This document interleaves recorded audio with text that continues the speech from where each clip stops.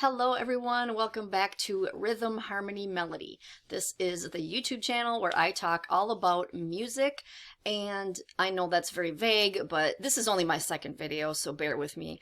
So this video is going to be all about my musical history and the music that I grew up with and the different phases in my life as far as what genres I got into, and basically what shaped me as a music fan. And I think this is very important to talk about before I actually get into the real videos of the lists and all that stuff. So where am I coming from when it comes to music? All right, so like I said in my first video, I was born in the 70s, the early 70s. So I grew up with rock, pretty much. My mom listened to a lot of rock and folk and some pop, I guess. And some of the first bands that I remember listening to were bands like Fleetwood Mac, the Beatles, the Monkees. So if any of you are in the older generation, you probably grew up with the same. And my dad was a really big Elvis fan, although I never really liked him all that much. Not saying that he's wasn't a great musician or singer or whatever, but just wasn't my thing. I was more into the rock stuff, you know? So, yeah, I remember being 4 or 5 years old when I first was I learned what music was and how much it meant to me. I had my own record player when I was a child, and I listened to my mom's record player with the headphones on every day. And that was pretty much what I remember about my childhood was listening to music with the headphones, listening to my mom's records and eventually getting my own records.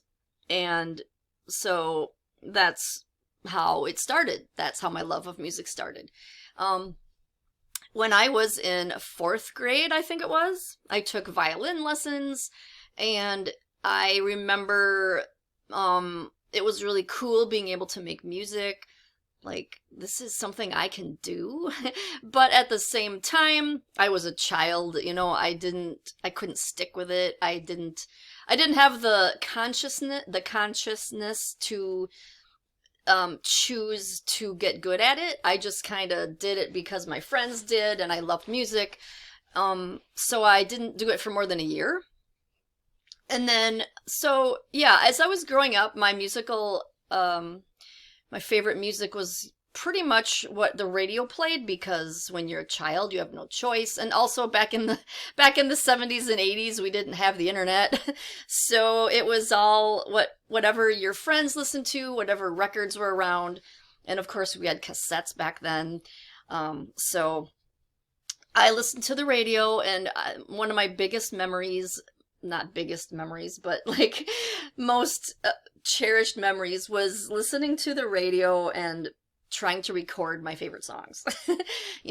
Having the tape recorder and getting ready to record the ones that you liked and listening to the top 40 countdown every week. And a lot of people have that same memory, back in the old days before there was the internet, that's what we had to do. We couldn't just listen to anything on demand, so it was all about what we could hear on the radio. So at the time, I was a fan of the top 40. However, that has changed over the years, and I'll get to that, but we're gonna go in order here of the time. So then I became a teenager, and that's when my musical tastes became more of my own, and I was able to choose what I wanted to listen to, and I became into the 80s hair bands, which is what my favorite genre was, like Bon Jovi and Def Leppard and Guns N' Roses and Skid Row, Motley Crue. I mean, I could go on. There was hundreds of them. And if you were around in that time, you know what I mean. It was a time where music was so exciting. Like, the music was so catchy, and I could not believe what these guys were doing. I mean, as a teenager, all I did was listen to music, and I'm like, I can't believe these people are playing music. And that's when I thought, I played violin for that year, and I'm like, I'm gonna start another instrument. So I asked my mom for a guitar, and I got an acoustic guitar, and I played that for maybe a year as well. And then I just kind of got to the point where, I'd rather spend my time listening to music than playing it. So that's around the time where I realized I am just gonna listen. I'm just gonna be a fan. Although I really had dreams of having something to do with the music industry. I wanted to be something. I wanted to have something to do with music, but I didn't really know what because I didn't play anything that well. I like to experiment, I want to try this, I want to try that, but it never turned into a career.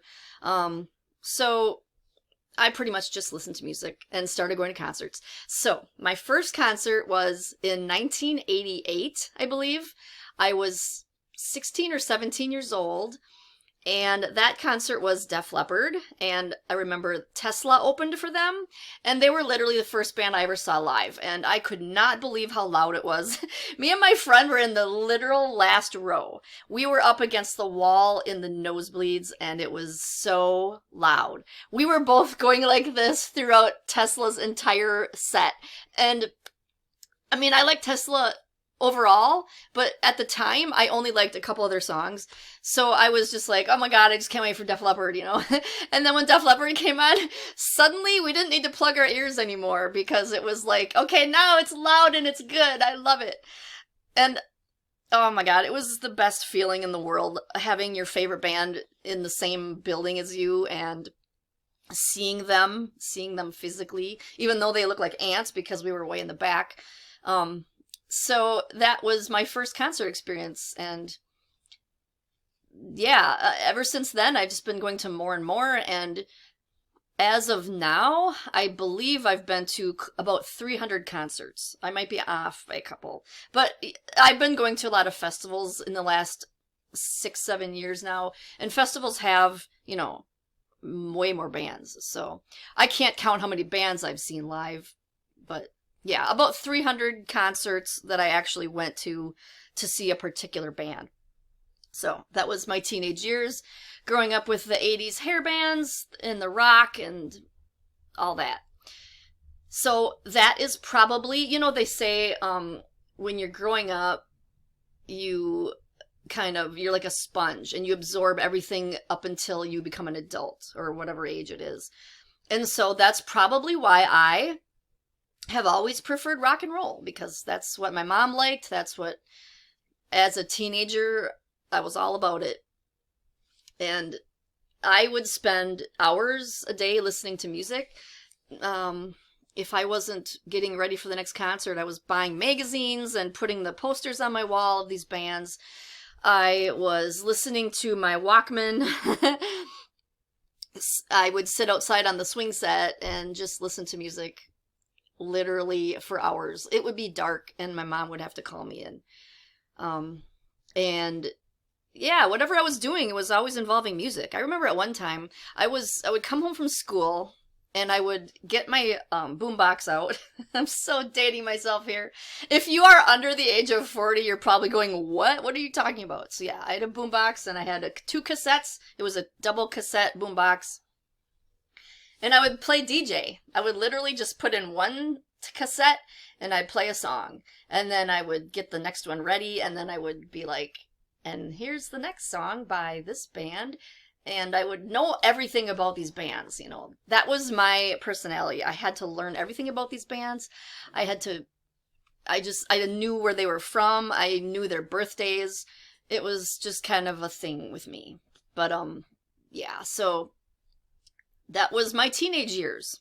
And then when I grew older and got into more music, of course, in the 90s, that's when Nirvana killed the 80s hair bands. Not just Nirvana, but, they were the biggest one, and the grunge scene. And at the time, here's what I have to say about grunge. At the time, I kind of resented it because, now the 80s hair bands were kind of falling out of fashion. It wasn't cool to like them anymore. The bands were losing their popularity. But at the same time, you gotta roll with the punches. So I just kind of got into grunge too, and I liked some of it. I really like Alice in Chains. They were probably the best grunge band. And now I'm gonna jump forward in time, but this is about a grunge band. The band Silverchair was one of the other bands that was in the grunge scene. And at the time, I didn't like them that much, but now they're one of my favorite bands. They might even be in my top 5. And recently I rediscovered them. But yeah, I'm more open about grunge now. At the time, like I said, I resented it because they were taking away my favorite music. But I liked grunge all the same, and then, of course, in the late 90s and then leading into the 2000s, most of the music that I liked tend to be classic rock. I mean, I still continue to explore classic rock. So a lot of the classic rock bands that my mom liked that I also like, but then also some newer ones. Not newer ones, but ones that I didn't know about. Like, I discovered Pink Floyd and Queen and Heart and Ozzy Osbourne, Black Sabbath. I'm really blanking here, but there was hundreds of them. So all the classic rock bands, I pretty much, this is something that I love to do, is I love to dive deep into a band's discography, because I'm not the kind of person that's like, well, what's their biggest hit? I'll listen to that. Nope.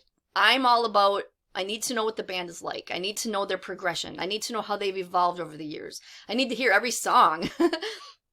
So I would start with the first album, and I would work my way to the newest. That's how I did it with every band that I've gotten into.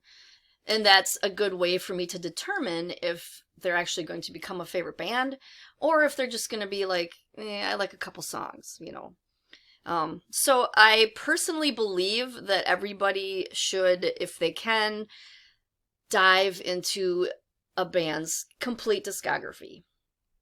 You just never know. The radio doesn't play the good songs, The radio plays what the record labels want them to play. Oh God, and don't get me started. I'm going to do a video on just the music industry, and how it's not the best. But, so yeah, in my 20s, there was the classic rock that I was discovering that my mom didn't like. So I learned every classic rock band. I also, since it was like the 2000s by this point, there was more genres coming out that were evolutions of rock, hard rock, metal. So like, I'm trying to think of some bands here. Some bands that I liked that were popular in the 2000s, like Marilyn Manson, Chevelle. These are so random. Smashing Pumpkins, they were a little bit grunge too, but they were another band that was really good with the combination of elements. Like I mentioned in my first video that I really love bands that combine like the string instruments, like orchestra, and Smashing Pumpkins did do that. So yeah, a little bit more of the harder rock. So yeah, I did also like pop, and I still kind of started listening to the radio at this time. And I went through a clubbing stage in my 30s where I went to the clubs. And of course, there you're going to listen to whatever the radio plays, whatever's top 40, whatever people dance to. And so I'll admit, I got some guilty pleasures. I do like a couple songs by like Shakira and Madonna and Britney Spears and Pink, Katy Perry. You can't escape it, you really can't. And some of them songs are, they catch you and they bring you in, They were never my favorite though. I cannot say that I am obsessed with any of those artists. I tend to go for the bands. And when I say bands, I mean, multiple people. I'm really not into the single artists for some reason. And that's a weird thing. I'll probably make an episode just about that. But, yeah, I've always been drawn to bands because I like to know that the music was actually written by them. I love when a band has a singer, a drummer, a guitarist, a bassist, maybe a keyboardist, maybe some other instruments in there too. And everybody has a hand in writing. It's like a pet peeve of mine when you hear about an artist or musician, and I should say artist because, musicians play, but the artist, like a singer, you know, there's so many singers out there that don't write their own music. And I get it, they're a singer. They don't need to play, they can't play their own music. They have to get somebody else to do it for them, of course, but it always bothered me when they needed someone else to write their songs. So yeah, I'm really more into the bands that actually do their own writing, their own playing.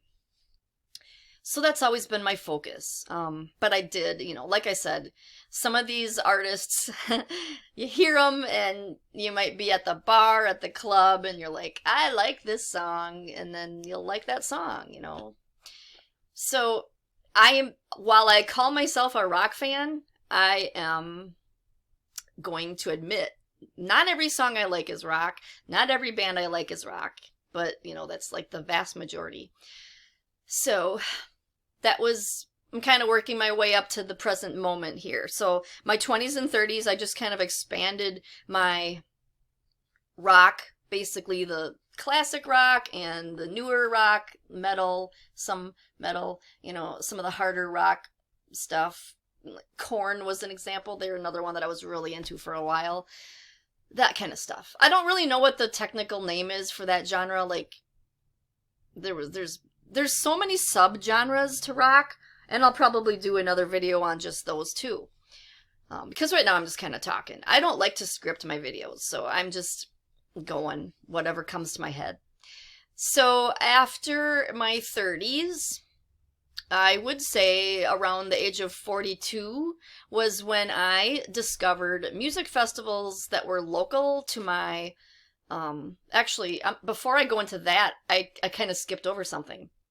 In my late 30s, I was really into emo, and that is one of the subgenres of rock. So emo would be like My Chemical Romance, The Used, a lot of overlaps are going on in my head right now. I'm just, band names are popping up, but I'm trying to think of the emo ones, you know. From First to Last was another band that I really liked a lot. So that was a subgenre that was more like, emo was a lot like punk in some ways. And that's one genre that I never really got super into. I like some punk elements, and I mentioned this in my first video. I like rock that has elements of other music. So if there's a punk rock song or a punk pop song, sure. But I'm really not into punk as a genre. Like the Sex Pistols, I never really got into them. I never got into them at all, I should say. You know, it wasn't really. I did not get into them. But there are punk elements in some other bands, like Green Day, for example. I like a lot of Green Day songs. I'm not a huge fan because they are a little too on the punk side for me, but I do like some of their songs. So there was that emo phase, and it's very weird because when you think of the emo kids, you think of these teenagers, you know, but I was in my late 30s when I was in emo, because that's when emo came out. So that's how old I was, you know. I never stopped listening to rock, and that was the next rock evolution. So after emo, then I did like a lot of other rock bands and a lot of other musicians and artists. And then so I'm going to talk a little bit more now about when I was in my early 40s, I started going to festivals. And these were local festivals, nothing big. They were smaller, and these were something that changed my entire life. It changed a lot of the musical styles that I was into. So this is why I need to talk about it, because it was a pivotal moment in my life where I'm like, wow, you know, there's other genres out there that these local bands play. And a lot of these bands were rock, but a lot of them were also world music, I guess you could say, hippie music, bluegrass, folk, a little bit of folk elements in there too. It's very hard to pin down some of these artists. Psychedelic, maybe? Like, that's when I started listening to some Grateful Dead, although they're probably more considered rock, but just a lot of music that was designed for drug use, you could say, like music that you want to listen to when you're at a music festival and you're out in nature. And so yeah, that was a period of my life that I'm still in, actually.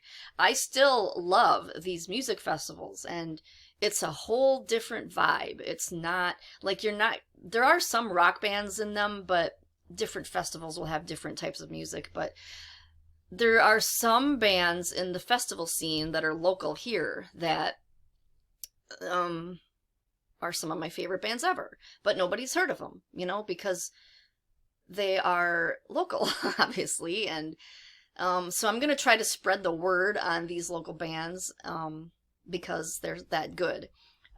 In fact, the band that's on my shirt, Dead Larry, they're one of my favorites. They're a rock band, but they kind of have these psychedelic space elements to them. Another one of my favorite bands from festivals that I go to is a rock reggae band. And I never thought I would say that because when it comes to reggae, you always think of Bob Marley. But I never really liked Bob Marley. Probably because he was straight up reggae. And this other band that I love, which is called John Wayne and the Pain. John Wayne is the singer, and the band then they play reggae rock. Oh, they're so good. They're one of my favorite bands ever. And they've also played a little bit of EDM stuff in there too. Like, I like some elements of EDM, which are, electronic dance beats. Like, I don't know any other way to say it, but like the womp womp music where it's the womp womp womp womp womp, the stuff that you want to just get down to. And then when that gets mixed in with the rock and the reggae, it's just magical. And that's why John Wayne and the Pain is one of my favorite bands, and I will be doing some more talking about them in the future for sure. So now I'm gonna, since I'm still into the music scene and I'm still into the festival bands that are local, that are not straight up rock, I've also been going through, this is one of my favorite things to talk about, actually. I've been going through these phases where I get like reacquainted with some bands from my past, and bands that I like, wow, I used to like them when I was younger, but I never really dived deep into them. And this is why I'm such a strong advocate for listening to a band's entire discography from start to finish, because so here's how it goes. Let's say you're listening to the radio and you hear the number one hit by this band, and you're like, I love this song, and you might buy that album, and then you'll know that album, and then you'll forget about it, and then then you don't even realize it, but over time they have put out more albums that are even better, and you have no idea. So I don't even know when it started. I guess it's kind of been going on for a decade or so, where I will be like, something will trigger me to get back into a band. This happened with one of my favorite bands when I was a kid was Duran Duran, and I was probably 12. They were one of my first like serious hardcore obsessions with a band. And like I said, I liked their biggest hits. I had their biggest albums, but I didn't really know everything, I was kind of limited. And then, I don't remember how it happened. There was a point in my late 30s where I somehow heard something else by them, and it was like, I don't know this song. And then it's something triggered in me where I was just like, okay, I need to dive back into Duran Duran. So I did. And then I listened to everything by them, and they became one of my first rediscoveries. And then I'm like, God, there's so many bands out there that I used to like that I kind of lost track of. So this started happening a lot. It happened with, and here's another guilty pleasure, Hanson. I get so much shit from my friends for liking Hanson, but I don't care. It's, they're more popular than you think. There's so many. Okay, anyway, but so everybody knows Mbop. That song came out when I was in my early 30s. I might have been in my late 20s, but I bought that album and I'm like, oh, they're good for being kids. And then I forgot about them. And then this is why I love Facebook and social media. One of my friends shared a video of one of my favorite Hanson songs, but it was done on a newer album that they redid with strings. It's called String Theory, the album. So it's where they add like orchestra to their music. And like I mentioned in my first video, I love when my favorite music adds elements of other genres. So this was like a mix of Hanson and classical music. So it was like, what? This is crazy. And then I heard more of their stuff, and I'm like, I never knew they had this many albums out. I mean, God, they had like 12 or 13 albums or something, and I'm like, what? I thought they only had like 2. So I had to listen to everything, and then I went through this Hanson phase where they were my favorite band for like a year. So I learned so many better songs than MMMBop. Like, that's why I hate the music industry in some ways. They're going to shove down your throat the song that they want you to like, and it's almost always not even one of their best ones. Hanson has so many better songs than that, and I'm going to do an episode on them, so I'm going to stop there. But yeah, my point with all of this rambling is that when you rediscover a band that you used to like a couple songs by, and then you realize, wait a minute, they are so much better than I was giving them credit for, it just opens up so much more. The world gets bigger of their music, and this has happened with so many bands since then. And so that's the last maybe 10 years of my life. I've had this recurring theme of diving back into these bands I used to like, or maybe even discovering a new one, which I have done.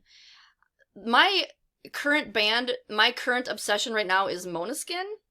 They are a band from Italy, and they are amazing, and they're my newest obsession. So they're a new band that I discovered. They've only been around for like 3 years. But typically, when I get obsessed with a band, it's a band that I used to like. And another one of my favorite... I'm really rambling and going on a tangent, so I'm sorry, but this episode video is supposed to be all about me and my music, how I got into music and what bands I like, so I'm just going to keep going with it. Another one of my favorite bands is Muse, because I got into them back in the early 2000s, whatever they came out. Time is weird. When you get to be my age, you can't remember years anymore. So yeah, it was like 15 years ago when I first heard Muse.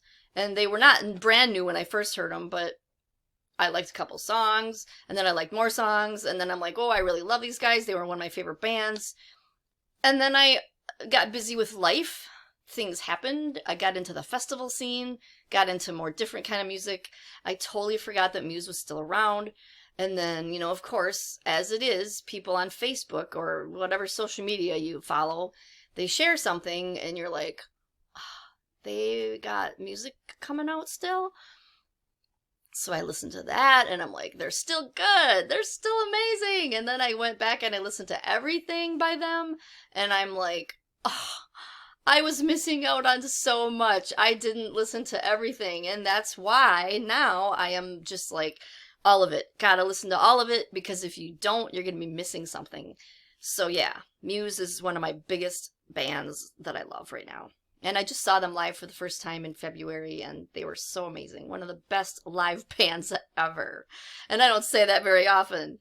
I'm going to be doing another video on the bands that I think were the best live bands, and they will probably be in the top 3. So, yeah, that's pretty much brought up to speed with my current... Yeah, like I said, I was into Muse really heavily up until a couple months ago, and that's when I discovered Måneskin. And that's because Matt Bellamy, the singer of Muse, actually likes Måneskin. They were talking about them in an interview, so I'm like, I'm gonna check out this band, because I keep hearing how good they are. And yeah, the first song had me hooked. So interesting thing about Måneskin, they are from Italy, but they are blowing up. You might have heard of them. They're blowing up all over the world, selling out arenas everywhere in every country.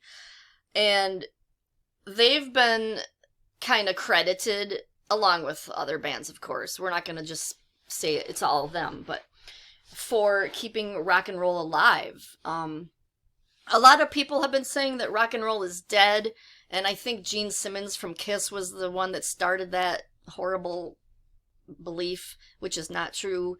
It's just that rock music is not on the top of the charts anymore, and it's also not the biggest selling genre anymore.